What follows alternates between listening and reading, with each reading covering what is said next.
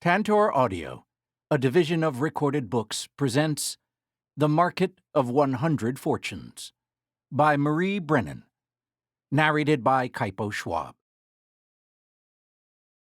Chapter 1. The streets of Brittle Flower City's market were narrow to begin with, and made more so by the counters lining shop fronts, banners advertising wares, and itinerant sellers with packs and sticks of trinkets to sell. Add in hordes of customers and residents, and making one's way down the street at any speed greater than a snail's crawl became a test of agility. A test Sayashi was entirely capable of passing. In human form, she didn't even have to worry about someone treading on her tail. But no feline dexterity could get her past the man now coming down the street.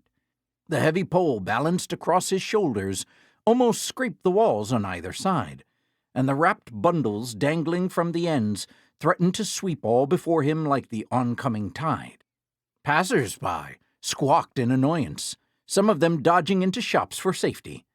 A potter flung her body over the rice bowls stacked on her counter to protect them, and got a solid buffet from one of the bundles for her pains. The porter with the pole shouted apologies with every step, twisting sideways in an attempt to present a narrower profile. But that nearly resulted in him braining the potter, who was straightening as she thought the storm had passed. Sayashi hissed in annoyance. For one brief instant, she considered turning into a cat to escape, but her small form would get stepped on.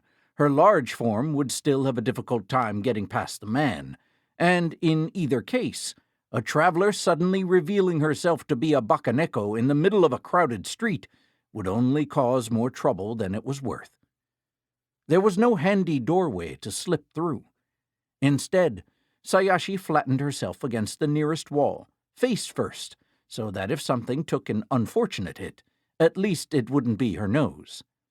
She found herself in licking distance of a tiny shrine embedded into the wall.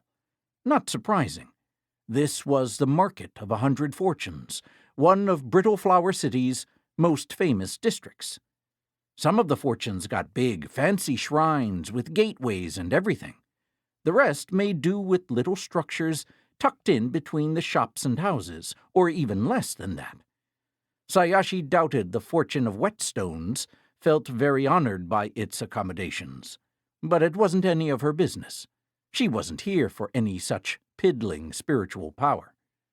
The power she sought had no shrine. At least, not that she'd been able to find, so far. The scrape of a pole end across Sayashi's back made her snarl. The porter's cheerful apology didn't do much to soothe it. She stayed where she was, not trusting that he wouldn't accidentally hit her again, until the noise of the street returned to something more like its usual clamor. Then she peeled herself off the wall. If he'd torn the fabric of her kimono, she would follow him. Wait until he returned home at the end of the day, and then... Sayashi drew in a deep breath, held it for a count of 8, let it out slowly. No, she wouldn't get revenge. That wasn't what she was here for either. But it was hard to resist the temptation when she was having such an absence of luck on other fronts. Sayashi had been up and down every street in the market a dozen times, by day and by night, at dawn and at dusk, walking every path in every direction. She'd examined the gates set into the 4 walls that surrounded the market, the gate of every shrine that had one. She'd made offerings.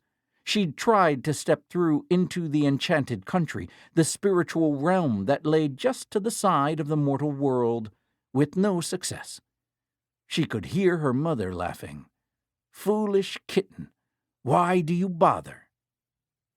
Her mother was dead, split apart like her 2 tails by the blade of a samurai scholar. A nekomata couldn't become a ghost like a human could.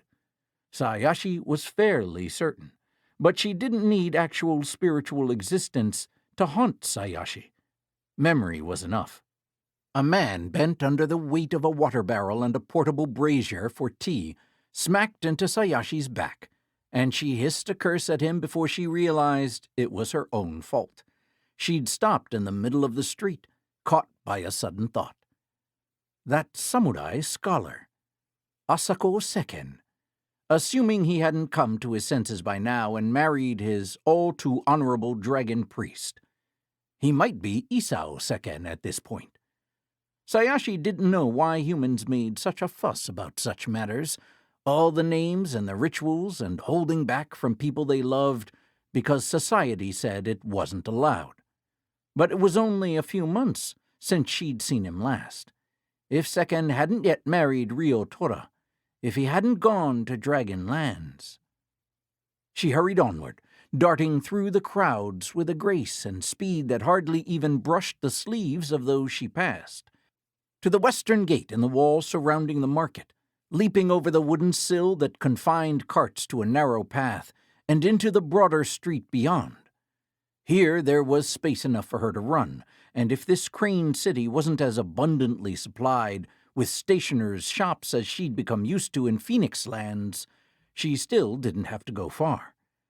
For a copper penny, she got a sheet of paper and the use of the shop's supplies. The brush was battered and the ink was watery, but Sayashi wasn't a geisha now, sending elegant letters to her clients.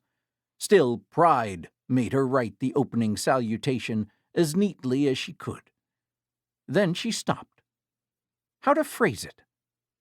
How much to admit? And would Sekken even heed her letter? Well, if he didn't, that would answer some of her questions all on its own. He wouldn't be the first human to fall victim to hypocrisy, nor even the first samurai. Sayashi wrote and sealed her letter, then returned the brush and ink to the shopkeeper. For a bit more money, she'd even earned it honestly. He agreed to send the letter north, to sheltered Plain City in Phoenix Lands. If Sekken wasn't there, his family could forward it on. It would take days, weeks even, before she received an answer, assuming he sent one. In the meanwhile, she would keep searching. The sword at the shrine might have proved fake, but she still had hope for the market. Not the ordinary thing she'd just left behind, but the real market of 100 fortunes. She just had to find a way in. Then she could buy herself some answers, and perhaps a new fate.